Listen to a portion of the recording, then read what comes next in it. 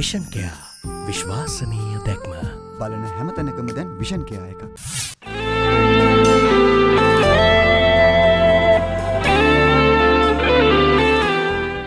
ජාතික ජනබලවේගය ලබාගත් ඡන්ද සංඛ්‍යාව 2131යි.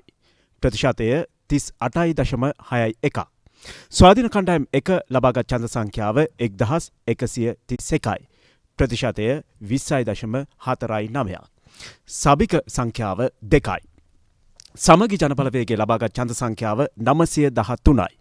ප්‍රතිශතය 16.54යි. සභික සංඛ්‍යාව 2යි.